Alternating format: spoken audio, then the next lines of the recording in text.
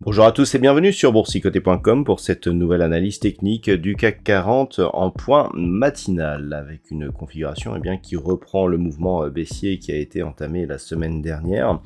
Puisque après donc cette séance qui avait marqué un gap baissier qui avait permis le franchissement de la zone majeure des 6137 points, on a une nouvelle baisse ici avec donc cette dynamique qui permet un retour et une cassure ici sur la zone des 6035 points. On est en train de tester ici le point bas significatif du 1er septembre. Il semblerait que l'on ait une petite hésitation à franchir ce niveau, mais en tout cas cela confirme l'orientation baissière ici de la dynamique court terme. Du point de vue des indicateurs techniques, c'est la baisse qui domine. Les histogrammes du MACD sont sur une progression très négative. Le RSI vient d'entrer dans sa zone de survente. Donc tout cela confirme la dynamique actuelle. Et ce qu'il faut remarquer, c'est qu'on n'a pas encore une situation trop excessive en termes d'excès de baisse. Donc on pourrait, selon cette configuration technique, valider la cassure ici et donc aller vers de nouveaux plus bas. Donc, bon, cette séance, elle est liée à une attente sur les taux d'intérêt qui seront diffusés cette semaine par la Fed. Le consensus est toujours le même, il y a toujours une majorité pour 75 points de base, même si on évoque une possibilité de hausse de 100 points de base. Donc tout cela, en absence de bonnes nouvelles, pèse un petit peu sur les marchés.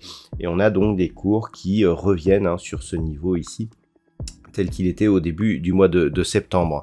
Au niveau des valeurs, nous avons un certain nombre de hausses. Alors non, des hausses sont dans la lacune, en fait, il n'y a que Dassault Systèmes qui résiste plus ou moins à la baisse ambiance, avec au moment où je fais cette analyse, 0,46% de gain par rapport à la clôture de vendredi. On a des valeurs qui résistent, qui perdent quelques dixièmes, Stellantis, Hermès, Danone, Airbus. On a le luxe qui est plutôt bien placé, qui limite la casse. Et puis au niveau des baisses, on a Unibail Rodamco qui perd de 60%. Et puis derrière, nous avons des valeurs comme Alstom, Schneider Electric, ArcelorMittal ou Renault. On est beaucoup plus orienté sur le secteur industriel au niveau des plus fortes baisses. Donc d'un point de vue technique, déjà, ce dont il faut bien se rendre compte, c'est qu'on a une configuration qui, d'un point de vue un peu plus moyen terme, est très technique. On a eu ici une impulsion baissière, un retracement qui est venu tester ici le retracement à 61,8% de Fibonacci. Ensuite, on voit que, alors niveau 50 n'est pas un retracement de Fibo, c'est juste là pour symboliser la moitié de la dynamique, mais on voit que le 38,2 qui avait déjà ici eu un rôle technique, a été encore une fois franchi sur un petit gap, validé comme zone de résistance, puis on est venu clôturer ici sur le 23,6. On a franchi ce 23,6 et la zone donc majeure des 6137 sur un gap baissier et on revient directement ici sur un retracement total.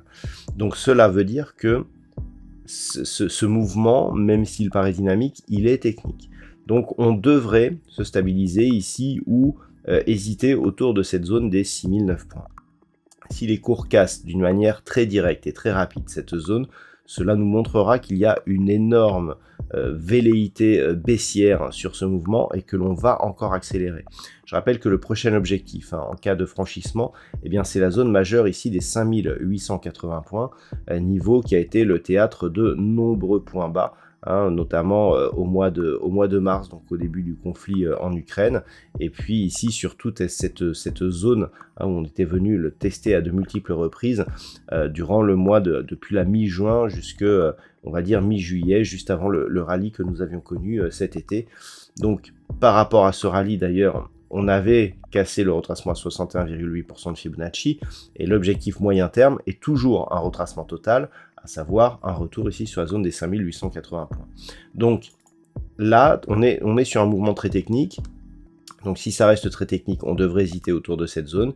Si on valide ici un franchissement assez fort et que l'on descend ici sous 5980, clairement cela validera la poursuite du mouvement vers 5880. En absence de rebond, on peut très bien osciller ici entre 6000 et 6035.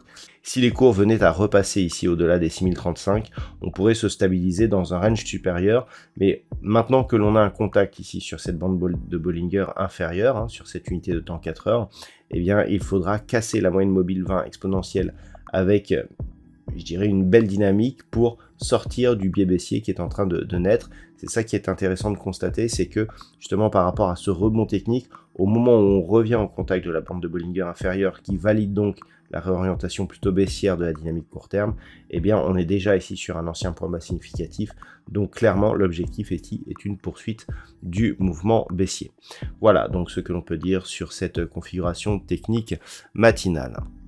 D'un point de vue macroéconomique, alors c'est férié du côté des États-Unis et du Japon.